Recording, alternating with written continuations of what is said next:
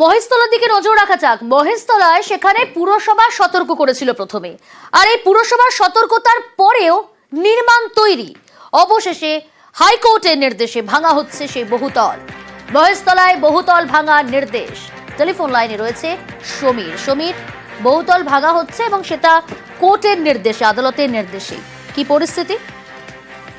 দেখো, মহেশতলা পৌরসভার 24 নম্বর ওয়ার্ডে মেমনপুর সুকান্ত পল্লী এলাকায় হাইকোর্টের নির্দেশেই ভাঙা হচ্ছে একটি বহুতল বাড়ি।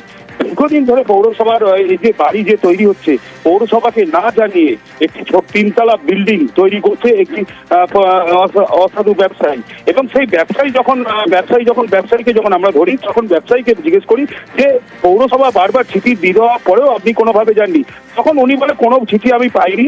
পাওয়ার পরে তারপরে যে ওখানকার যে বাড়ির ছিল, যে অভিযোগ করেছিল একটা মহিলা, অভিযোগ করার পরে কিন্তু উনি পুরো অভিযোগ করছে যে 29 নম্বর ওয়ার্ডের কাউন্সিলর বাবুল সর্দার ও আমার কাছে 10 লক্ষ টাকা চেয়েছিল, 10 লক্ষ থেকে 17 লক্ষ টাকা চেয়েছিল।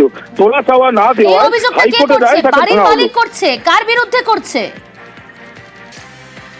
এই যে 17 লক্ষ টাকা তোলা চেয়েছিল, এটা কার বিরুদ্ধে করা হচ্ছে সমীর? এটা 29 নম্বর ওয়ার্ডের কাউন্সিলর বাবুল সর্দারের বিরুদ্ধে।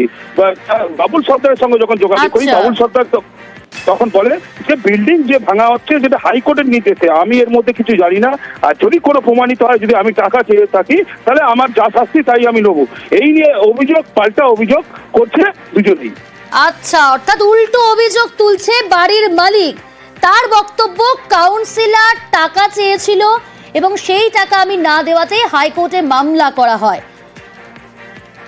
একতলা না, দোতলা না, 3তলা বিল্ডিং করেছে, যার কোনো বিল্ডিং প্ল্যান পৌরসভার নেই। মহেশতলা পৌরসভাকে হাইকোর্ট নির্দেশ দিয়েছে বেআইনি বিল্ডিং ভেঙে দেওয়ার জন্য। পৌর আইন এবং পৌরসভার যে রুলস আছে সেই নিয়মেই কাজ চলছে। বেআইনি বিল্ডিং পৌরসভার তরফ থেকে ভাঙা হচ্ছে, এটা মানে কোর্ট থেকে অর্ডার আছে, কোর্ট অর্ডারে ভাঙা হচ্ছে।